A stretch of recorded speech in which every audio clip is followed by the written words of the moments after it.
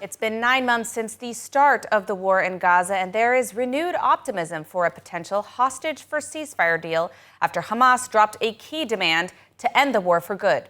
It's day 275 of the war in Gaza, and the now lower intensity warfare is ongoing. ILTV's Steve Leibowitz reports. The families of the hostages staged a major demonstration last night, marking 9 months of captivity for the 116 hostages, living and dead, still held in Gaza. Over the weekend, Hamas gave initial approval for a U.S.-backed proposal for a phased truce and hostage exchange deal in Gaza, dropping a key demand that Israel give upfront commitment for a complete end to the war.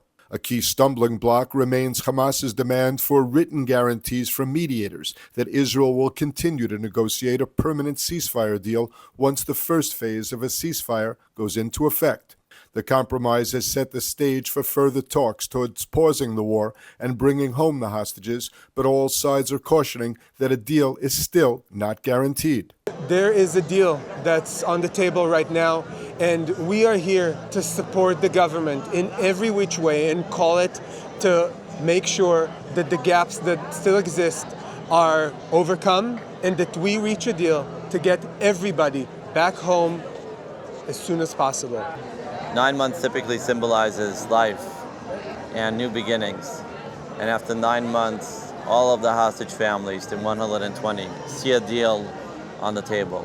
A deal that we believe is good for Israel. We think that it is sufficient also for Hamas that returns with a positive answer. Meanwhile, the now lower intensity war in Gaza is ongoing. Day 275 of the war, the IDF is operating in Gaza City's Sejia neighborhood, where they have located long-range rockets and demolished terror tunnels. Troops from the 7th Armored Brigade are attempting to prevent Hamas from reestablishing itself in the area months after the IDF's initial operation in and around Gaza City. The army continued to push forward in Sejia, eliminating numerous terrorists, terror infrastructure, and weaponry. The forces located underground shafts and confiscated weapons and long-range rockets, indicating a renewed attempt by the enemy to establish a base in the area. Well, after the news, Hamas had accepted the initial stage of a hostage deal proposed by the U.S., thousands of Israelis have been protesting, marking 9 months of captivity for the more than 100 hostages who remain. Joining us to discuss the hostage situation is Daniel Sheck, the Director of Diplomacy at the Hostage and Missing Families Forum. Daniel, thank you for joining us today. I want to start by getting your take on the most recent development with Hamas, claiming they are now willing to drop the demand to end the war. What's your take on this? Just to make sure that everyone understands, the Forum of Families of Hostages is not part of the negotiating process. We're not privy to the inside information of what is going on in the negotiations. So we are sort of, how should I put this, concerned spectators. So yes, I would describe the atmosphere among families as hopeful and cautious.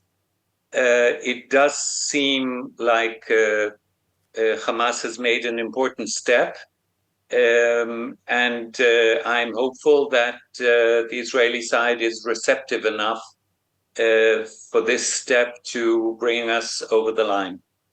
Now, you mentioned that the Hostage and Missing Families Forum has been a little bit kept in the dark about this issue. We know already that Hamas has repeatedly balked at hostage deals, even at points when sometimes Israel was willing to compromise. Do you think, is it the opinion of the majority of these families involved, that Israel will be willing to make the necessary compromises on these issues to bring home at least some of our hostages? I really, very honestly, I don't know the answer to that. If you follow the news reports during the day after the sort of uplifting feeling yesterday that things are finally moving forward, there were conflicting reports about, on the one hand, a certain skepticism in the international community about Israel's willingness. On the other hand, some more positive reports saying that the negotiators are out to finalize a deal. In the end of the day, certainly at this late stage of a very, very, very long negotiation, the one thing that makes the difference is that both sides are really committed to success at the same time. Because as you mentioned, there were moments during these very long 7 months of negotiations where the impression was that one side was more committed than the other. It needs to be concerted. And then suddenly all the nitty gritty of a comma here and a word there suddenly seem very easy to resolve. Now, you're dealing with the diplomatic issue, and I think one of the challenges, although you've noted quite importantly that you are not part of these direct negotiations, nor are the families of hostages, but I'm wondering what your opinion is on the reservations that Hamas has said that they have. They're looking for a written guarantee for the next stages of ending a Gaza war, for some kind of permanent ceasefire. What is your take on this? Do you believe that this is achievable objective? Of course, it's not just in Israel's hands on this issue. They're also looking for guarantees from other partners, United States or other nations. I have enough trouble understanding Israel's position. I'm certainly not the right person to go into the head of the negotiators on the part of Hamas. They are definitely not the easiest negotiating partner. Volatile, changing, not unanimous. You never know if you have a yes from one person that it will be the same for the other one, and vice versa. So yeah, both sides approach this negotiation with a huge amount of mistrust, and it's understandable. We are in the middle of a very, very bloody and very, very cruel moment of war. So again, the question is the political and the sort of the fundamental willingness to close this chapter of the war. My impression is that Israel is there. Certainly the military is. I think most of the negotiators. But in the end of the day, it's a decision by the government and the prime minister. And maybe the fact that Hamas, if it turns out to be true, does retreat from this very, very difficult demand that everything should pause and halt, even as a preamble to any kind of deal. If that is no longer the case, then it may be an indication that Hamas wants to end this too, one way or another. Absolutely. Daniel, we are out of time, but I want to thank you for your insights, and we will continue to hope for the best, for some kind of deal to bring our hostages home. Thank you. Thank you. Well, the IDF saw heavy weekend action in the north and in Samaria. A Hezbollah officer was eliminated 100 kilometers north of the border. And today, Hezbollah has been striking the lower Galilee and northeastern Israel with over 150 attacks just since this morning. In addition, Palestinian terrorists were killed in Jenin. ILTV Steve Leibowitz followed the developments.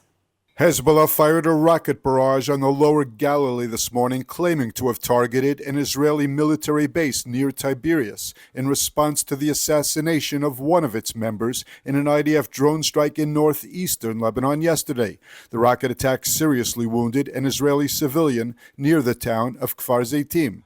In the north, the Air Force has been pounding Hezbollah sites after rocket attacks near Kiryat Shmona injured 2 soldiers. Aircraft targeted several Hezbollah launching and observation sites identified in different areas of the Upper Galilee.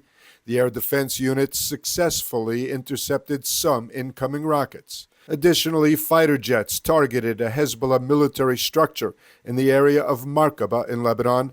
The IDF killed a key member of Hezbollah air defense in a drone strike. Maitam al-Attar was targeted while driving in northeastern Lebanon, some 100 kilometers north of the Israeli border. Al-Attar spent time in Iran and was involved in helping the Lebanese terror group procure Iranian weapons. In Samaria, 7 Palestinian gunmen, including members of a cell behind a deadly roadside bombing last week, were killed in Jenin. The IDF said troops from the Duvdevan Commando Unit and the Kfir Brigade's Haruv Reconnaissance Unit raided Jenin following intelligence provided by the Shin Bet on the location of the cell that killed Captain Alon Sagi and wounded 16 other soldiers on June 27th. The special forces encircled the building where the roadside bombers were hiding and carried out a tactic known as pressure cooker that involves escalating the volume of fire directed at a building to force suspects to come out. The pair were eventually killed in the clashes. A third member of the roadside bomb cell was killed earlier by border police. Separately, amid the operation, troops clashed with other terror operatives, and a drone strike was carried out against the cell of 4 gunmen that were identified in the area. In medieval times, blood libels ignited pogroms that shattered our people. And now echoes of these lies persist in new blood libels. On college campuses, online, in the media, and halls of power, Jewish communities are facing this haunting echo of history once again. That's why we must speak out and make our voices heard. Today, there is only one organization that truly brings together Jewish communities from more than 100 countries and effectively elevates the voices of young leaders standing on the front lines in this battle for our survival, the World Jewish Congress. Over the weekend, the Islamic Republic of Iran held the runoff election to replace former President Ibrahim Raisi, who recently died in a helicopter crash.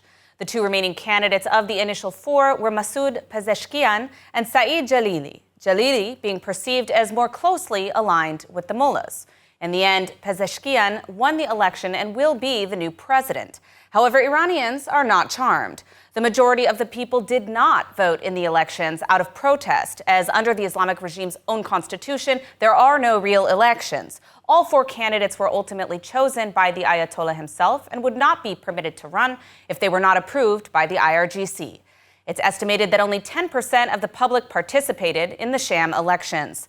Iranians took to social media on Election Day to share photos of empty voting booths nationwide with trending hashtags of election circus. Unfortunately, it seems the Western media did not get the memo from the Iranian people. Many are reporting that perhaps there will be changes in Iran due to the new presidency of Pezeshkian, whom they've dubbed a reformist. However, this could not be further from the truth. This is a tactic of the regime itself. Firstly, Pezeshkian has spent 45 years in the service of the Islamic Republic. He implemented gender apartheid policies before they were even legally mandated, and has proudly said that he is IRGC. Secondly, the position of the president in Iran holds no power to change the system. The entire structure of the Islamic Republic is designed to serve only the Ayatollah and give him the ultimate, what they call divine, power. No so-called reformist can change this. Finally, the language of hardliner versus reformist is a false dichotomy invented by the regime itself for the West to promote the idea that they can negotiate with a more moderate leader, despite the fact he's not moderate at all and is a puppet of the Ayatollah. This is strategic for the regime, especially if they anticipate a future Trump presidency, which will almost certainly see a crackdown of sanctions. I urge the West and Western media to listen to the Iranian people and not play into the hands of the Islamic Republic. The fact is there is no reforming the regime. Only regime change will bring freedom to Iran. Well, elections are really taking place all over the world, it seems, as the French held their elections today. And this week, the UK also chose a new path forward. Let's take a look at the UK's election results and what it might mean for Israel. As of this morning, the UK officially has a new Prime Minister after the UK Labour Party wins big in the elections. New Prime Minister Keir Starmer will take over following a Labour victory of 412 seats in the House of Commons, while the Conservatives saw a loss of nearly 250 seats nationwide. Starmer said in his first comments as Prime Minister that his government will be one of service to the people. But when it comes to Israel, the Labour Party has faced criticism for not being critical enough of Israel on the war on Gaza. Starmer, whose wife is Jewish, has been fairly consistent in support for Israel, in contrast to some of his peers in the party, like the notorious Jeremy Corbyn, who was forced out as leader of the Labour Party over anti-Semitism scandals. However, the new Foreign Secretary, David Lammy, has already stated the government will take a more balanced approach to the Israel issue, while citing statistics from Hamas. I want to get back to a balanced position. on Israel Gaza. We've been very clear that we want to see a ceasefire, and we have been calling for that since the end of last year. We want to see those hostages out. But when we see the tremendous loss of life, 38,000 people, women and children, the fighting has to stop. On Saturday, thousands of anti-Israel protesters gathered to demand the UK government call out what they called a genocide in Gaza and pressure the new UK Prime Minister. This follows months of anti-Israel marches in which support for terrorism was on display, chants for genocide and Jews were routinely heard, and in some cases anti-Semitic violence broke out. Starmer's initial statement, however, made no mention of the war in Gaza. Well, as discussions are taking place globally about the new UK government and what their policies will be, here to speak with us about just that is former Israeli ambassador to the UK and chair of the Abba Evan Institute at Reichman University, Mark Regev. Mark, thanks so much for joining us. To start, what do the UK elections mean for the future of the UK-Israel relationship? I think it's very significant because Starmer has a whopping majority, has 2/3 of the seats in Parliament, and he's got 5 years. And I think you're going to see over the coming months the emergence of an international statesman.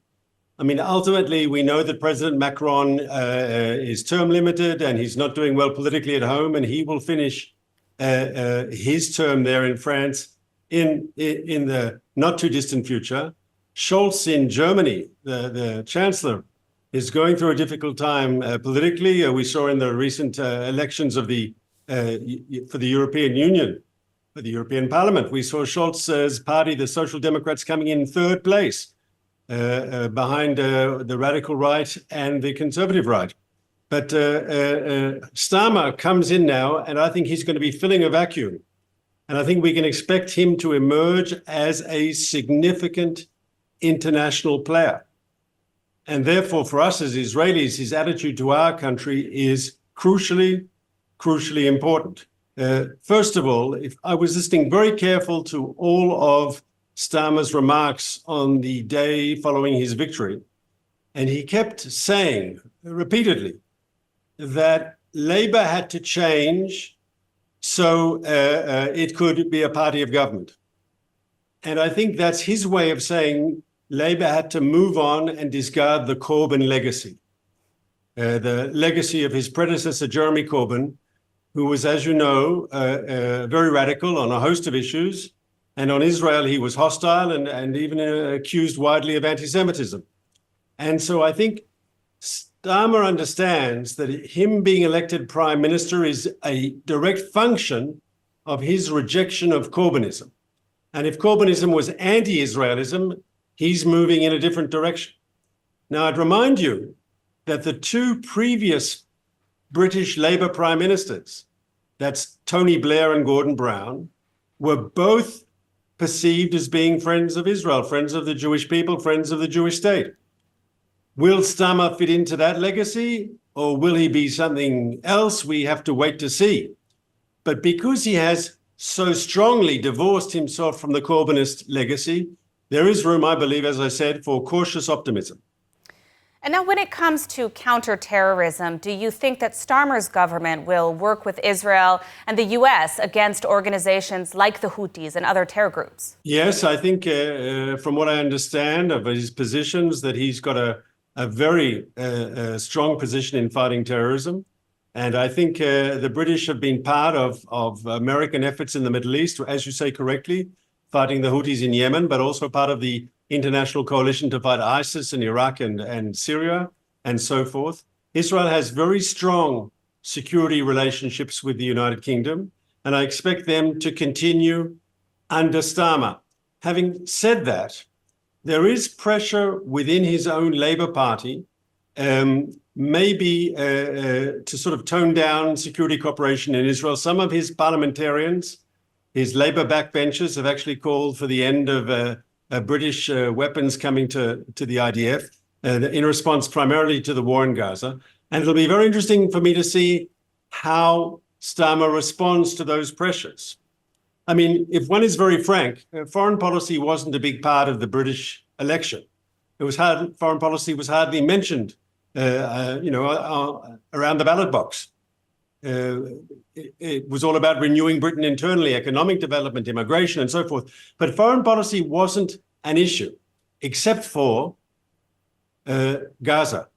There we saw a situation where in Labour strongholds, Labour losing or doing better than expected because of independent candidates who were pushing the Gaza issue. And this, I think, was particularly in areas where you've got a large population of British Muslims who felt strongly on the Gaza issue. Jeremy Corbyn, who Starmer threw out of the Labour Party when he, changed the Labour Party's direction, he stood as an independent in his own seat and won, stating also that Gaza is a crucial issue for him. And there were other examples. There are 4 or 5 seats where independent pro-Gaza candidates actually defeated the Labour candidate. Well, we are out of time, but I want to thank you, Mark Regev, for joining us and for your insights on this issue. My pleasure. Israel's Beilinson Hospital was treating the country's first known living patient with a rare brain-eating amoeba. The 26-year-old man's condition rapidly deteriorated, leading to a critical diagnosis and intensive care until today, when his death was announced. ILTV's editor-in-chief, Mayan Hoffman, has the full story. Israel's Beilinson Hospital announced the death of the first living patient in Israel with Naegleria fowleri, also known as the brain-eating amoeba, which can cause a severe central nervous system infection. The hospital had been treating him since last week. Last Tuesday, the 26-year-old male patient was admitted with symptoms of fever, headache, and vomiting. His condition quickly worsened, showing neurological symptoms. After comprehensive tests, doctors made the rare diagnosis. By Wednesday evening, he was transferred to Beilinson's neurological intensive care unit. Dr. Tamar Gutzman, head of the infectious disease unit at Hasharon Hospital and the microbiology laboratory at Beilinson Hospital, explained that this disease is so rare it is often only identified post-mortem. In fact, the only other case known in Israel was in August 2022 at Pariah Hospital, but it was unfortunately discovered post-mortem. This very rare amoeba is only diagnosed in 10 cases per year in the United States. The patient had been traveling in Israel and visiting natural water sources. The amoeba, which thrives in warm waters between 35 and 42 degrees Celsius, is usually harmless to swimmers. However, in rare instances, it can cause infection. Beilinson Hospital senior physician in the neurological intensive care unit, Dr. Ayana Devere, said the team was working around the clock to save the young man. However, on Sunday afternoon, the hospital unfortunately announced his death. The hospital will do additional research into the incident. The IDF soldier in the center of the iconic 1967 Six-Day War photo at the Western Wall has passed away. The depiction of fresh-faced paratrooper Yitzhak Yifat and fellow soldiers became a powerful symbol of one of the most significant moments in Israeli history. Aged 24 at the time of the photo, Yifat went on to become a doctor and is survived by 3 daughters and 10 grandchildren. He was 81 years old. The photo was taken by legendary Jerusalem photographer David Rubinger as the soldier stood in silent awe in front of the recaptured Western Wall after the battle for Jerusalem. Now let's take a look at the weather forecast. Partly cloudy skies are expected tonight around the country, with temperatures reaching lows of around 23 degrees Celsius or 74 degrees Fahrenheit. Tomorrow we should be expecting mostly sunny skies and hot temperatures, set to reach highs of 34 degrees Celsius or 93 degrees Fahrenheit. That's a wrap for today's news. For the latest updates from Israel on all your devices, be sure to follow our ILTV channels, subscribe to our newsletter, and explore our website, iltv.tv. Stay informed with the latest news straight from the heart of Israel. I'm Emily Schrader. Be well, and thank you for watching.